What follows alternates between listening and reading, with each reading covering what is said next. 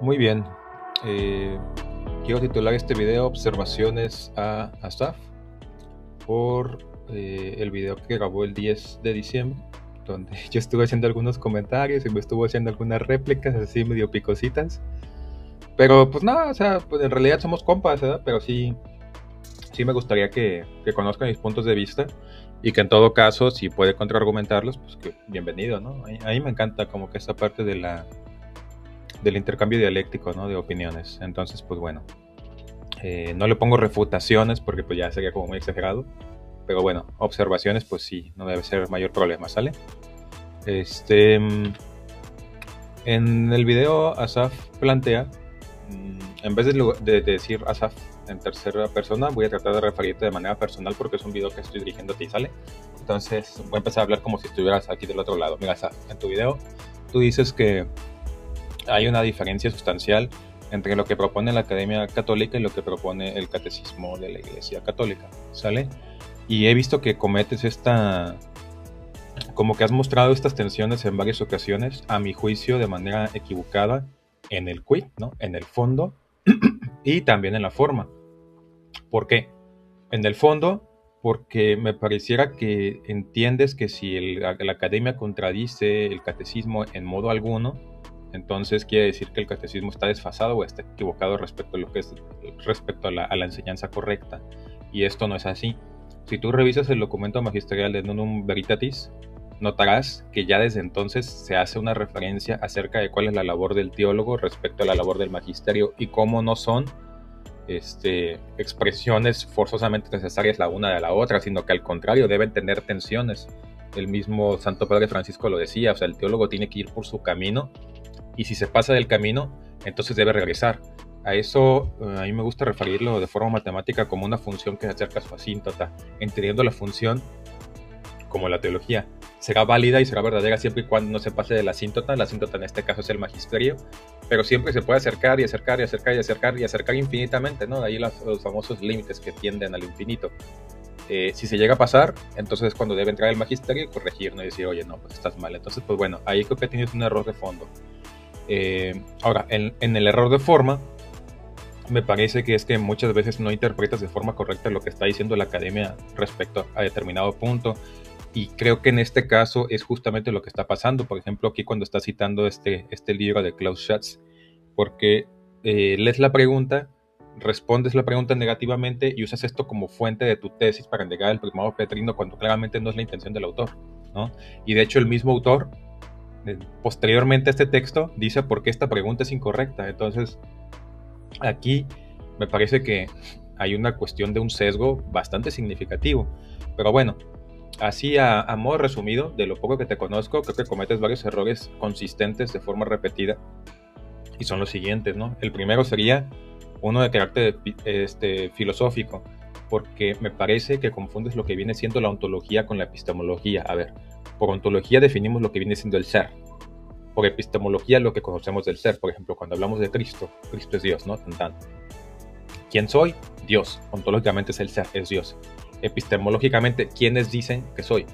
¿No? O sea, por ejemplo, en la mente de los apóstoles, ¿en qué momento llega la certeza de que este Cristo que les predica es Dios? O en la mente de cualquiera, ¿no? Y por mucho que tarde en llegar esa certeza en la mente de cualquiera, eso no quita la realidad de que es Dios. Entonces, me parece a mí que cometes ese error muchas veces, pues que confundes estas dos disciplinas y dices, bueno, es que si ellos no reconocían al Papa, entonces no era el Papa. No, a ver, espérate, vamos a ver si hay un fundamento ontológico, si hay un principio, en este caso teológico, para fundamentarlo, y luego vemos las expresiones históricas sobre cómo nos acercamos, ¿no? O cómo las comunidades fueron dilucidando este principio, en caso de que exista, ¿sale? Y eso es lo que pretendo demostrarte en los siguientes comentarios. La segunda cuestión que veo que cometes es el tema del histórico versus lo teológico. O sea, son disciplinas completamente distintas. No puede una disciplina pasarse a la otra y corromperla en modo alguno. O sea, tenemos que revisar cada disciplina dentro de su campo de acción. Entonces, bueno, nada más como para tenerlo en cuenta. Por aquí una frase que dijiste, todos los historiadores coinciden en que la autoridad de Roma estaba basada más en ser la capital del imperio, ¿no? Esa fue una de las frases que dijiste en el video. Yo te recomendaría, si me quieres aceptar la recomendación, no uses absolutos como todos, como nunca, como siempre, porque te vas a exponer a que te refuten muy fácil, porque bastaría con que te muestren uno que no sostenga esto y caput. Ahora, Aquí tú dices todos, bla, bla, bla, estaba basada más. O sea, basada más significa que hay algo con lo que hace contraste. O sea, hay algo menos. Y si hay algo menos, entonces dentro de este menos pueden entrar otras ideas. ¿Estás de acuerdo? Entonces, pues bueno, tú dices basada más en ser la capital del imperio. Yo te diría entonces cuáles son las menos o cuáles son las otras opciones que también contribuyeron a que existiera esa autoridad, ¿no? Porque si tú dices más, entonces hay otras razones. Y me parece que el autor justamente en ese libro te da las otras razones que hubieron. Entonces, bueno. En tercer lugar, creo que también cometes un error en el tema de la ecumenicidad de los concilios, ¿no? Porque confundes que es un concilio ecuménico y por lo que expresas, no quiero decirlo así porque puede sonar mal, pero me hace pensar que no conoce las categorías de los concilios. Puedo estar equivocado, desde luego, en el juicio. Te digo, es lo que me haces pensar, ¿no? Entonces, bueno, vamos a verlo más adelante por qué me haces pensar eso. Entonces, bueno, tomando aquí tu texto, vamos a ver en primer lugar si esta lectura que tú haces del autor es la que el autor tiene, ¿no? Entonces, pues bueno, ¿qué nos dice el autor? El autor dice que en el prólogo dice que en la encíclica el Papa Juan Pablo los anima a reflexionar acerca de la forma concreta de presentar el primado de Roma, a modo que pueda resultar atractivo para los cristianos separados, en este caso, pues, diría para ustedes, entre comillas, ¿no? Y luego hago esta aclaración. Pero, o sea, está buscando cómo presentarlo, o sea, no lo está negando, como parece sugerir. No lo está negando en absoluto, al contrario, está buscando cómo presentarlo para ustedes, ¿no? Para ustedes, entre comillas. El objetivo de este libro es prestar una contribución en este sentido. O sea, caput, ¿no? Evidentemente la intención del autor no es esa que pareces que le estás dando.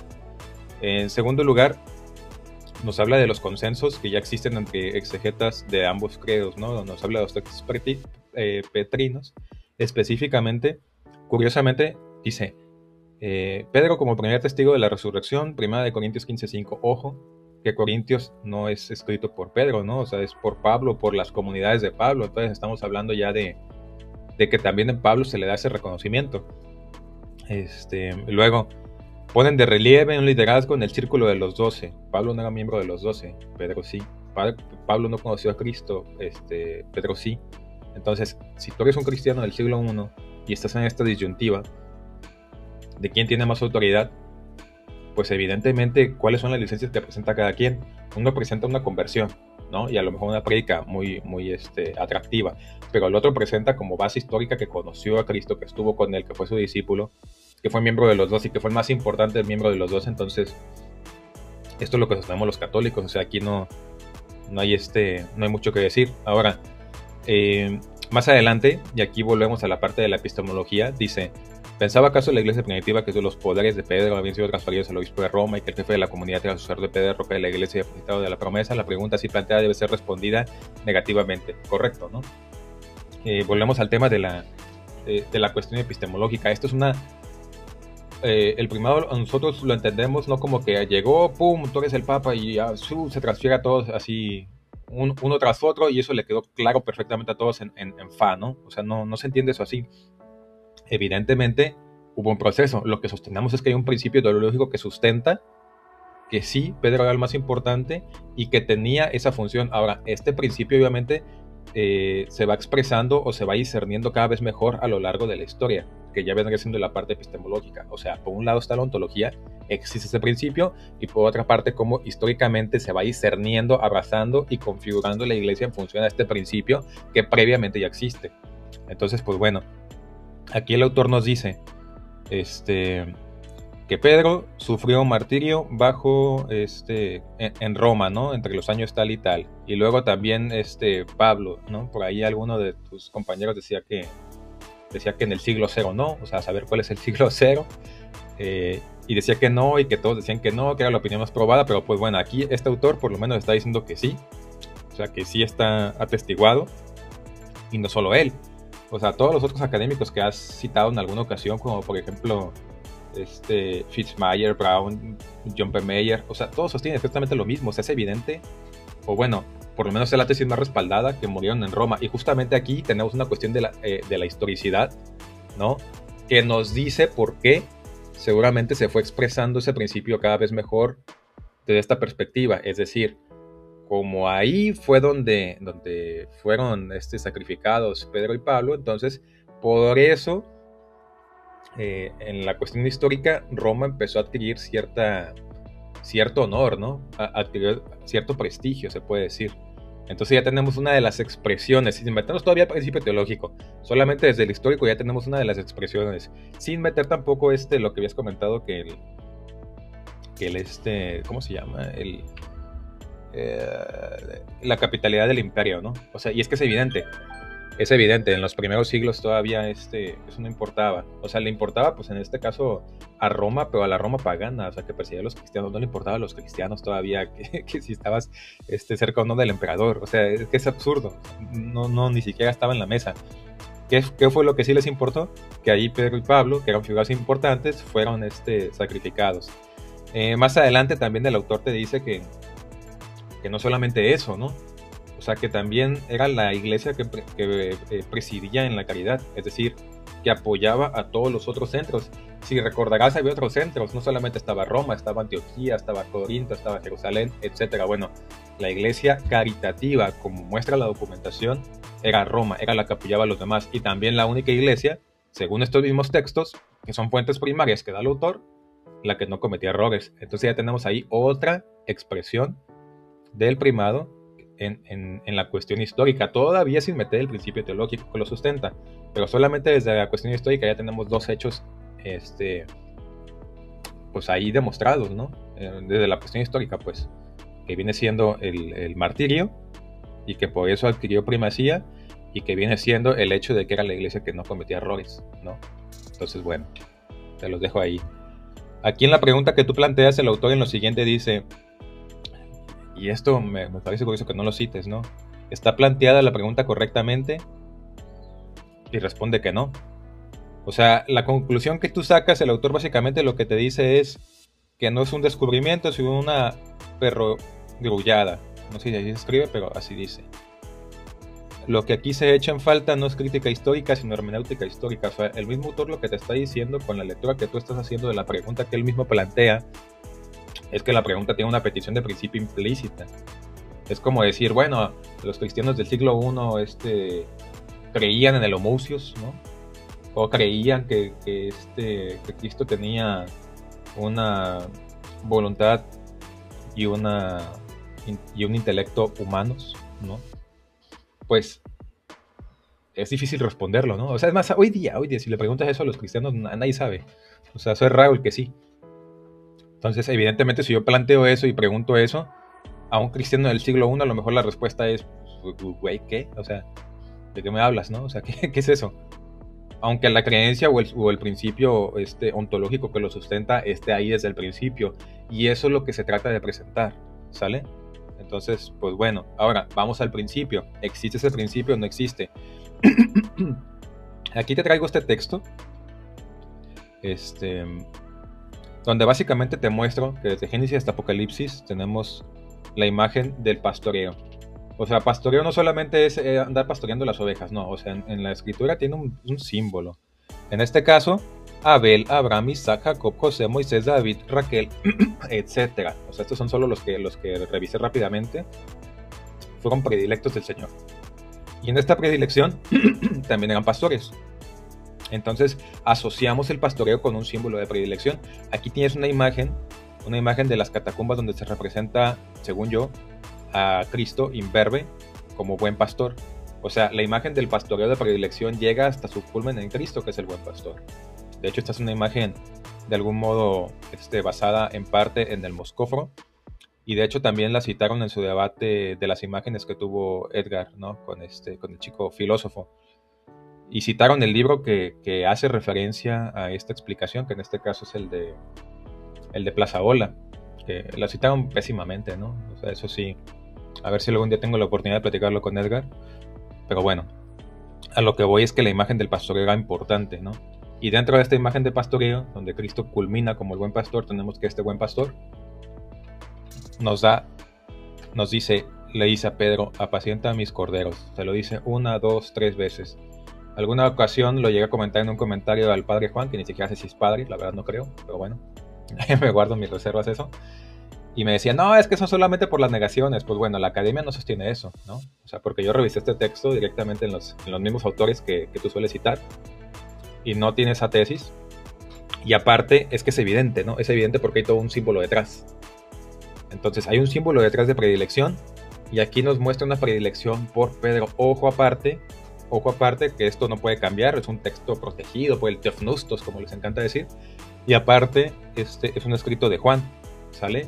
De Juan o de las comunidades juánicas, como lo quieran ver, pero el hecho es que no, ni siquiera viene de Pedro, o sea, estamos hablando de otra base, de otra tradición, que reconoce en Pedro justamente esta primacía, ¿sale? O sea, ya no solamente es Pedro, sino que aparte tenemos una tradición adicional que está reconociéndole este primado, o esta primacía, o esta predilección a Pedro, ¿no? Entonces, o sea, aquí el principio teológico es claro, ¿no? Es teológico, perdón, que se sustenta con una cuestión teológica, es claro, o sea, hay una predilección por Pedro. ¿Quiénes sostenemos que hay una predilección por Pedro? Los católicos. Entonces, si te voy a ser sincero, si yo fuera protestante, en lugar de controvertir a los católicos con esto, yo trataría de jalarlos a mi lugar y decir, ¿sabes qué? Sí, Pedro era el más importante y lo que tú quieras, pero es protestante, ¿no? O sea, no sé ni por qué no lo intentan, pero pues bueno, o sea, ya será muy, muy su enfoque. Ahora, ya para terminar, te comentaba también el tema de los concilios, que pareciera que no conoce las categorías. Suena medio garrotero, pero no, de verdad que no sé el fin. Te lo pregunto porque muchas veces hemos tenido esta discusión así brevemente, pero siento que no me escuchas, entonces te lo voy a hacer aquí de forma clara. Hay varias categorías para clasificar los concilios. Unos los clasifican en 4, otros en 8. En este caso te voy a citar la bibliografía de A History of the Councils of the Church, ¿no? Que viene siendo de Hefel. A History of the Councils of the Church, Charles Joseph Hefel, volúmenes, 5 volúmenes completos, 34,000 páginas. Este es en la versión Kindle, pues. Este es el texto más importante de la materia. Y bueno, pues hay que conocerlo si se va a estar argumentando del tema. Y en este texto, justamente nos hablan de dos categorías: el concilio ecuménico y el concilio general. Tú me preguntas, ¿fue concilio ecuménico o fue concilio general Constantinopla, no? Bueno, me has preguntado si fue ecuménico. Yo te respondo, según este libro, ¿no? El concilio de Constantinopla fue concilio general. Sí, fue concilio general. Estuvo toda la iglesia de Oriente, pero no estuvo la de Occidente. Entonces es general, no es ecuménico. ¿Cuándo se vuelve ecuménico? Cuando Roma lo estudia y lo acepta, ¿sale?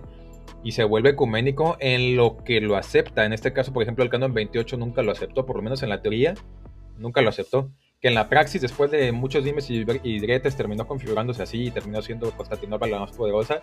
Pues qué bueno, ¿no? Por lo menos para Oriente. Pero Roma nunca lo aceptó. Entonces, ¿es ecuménico? El concilio de Constantinopla, sí. ¿En qué es ecuménico? En lo que lo acepta toda la iglesia. ¿Y en qué lo acepta toda la iglesia? En todos los cánones, menos en el 28, ¿no? Entonces, Entonces tenemos dos categorías: concilio ecuménico, concilio general. ¿Puede brincarse de categoría uno a otro? Sí. O puede decaer. Por ejemplo, aquí tenemos un ejemplo del latrocinio de Éfeso, que fue convocado como ecuménico, pero como hubo violencia, pues no alcanzó el rango de ecuménico, ¿no? Entonces, aunque fue convocado como tal, no alcanzó el rango. Y tenemos el de Constantinopla, que aunque no fue convocado como ecuménico, después que lo acepta Roma, termina haciéndose ecuménico en lo que lo acepta Roma, ¿sale? Solo en eso, o sea, en lo que no lo acepta, pues no, o sea, no hay más, ¿no? Entonces, pues bueno, volvemos a la cuestión ontológica y epistemológica, ¿no? O sea, Roma discierne que el ontológico, es decir, el auxilio del Espíritu Santo en este caso, se encuentra solamente en los cánones que ella discierne, que es donde se encuentra, y es donde se convierte, se puede decir, en concilio ecuménico, por lo menos para la Iglesia de Occidente, ¿sale? Entonces, pues bueno.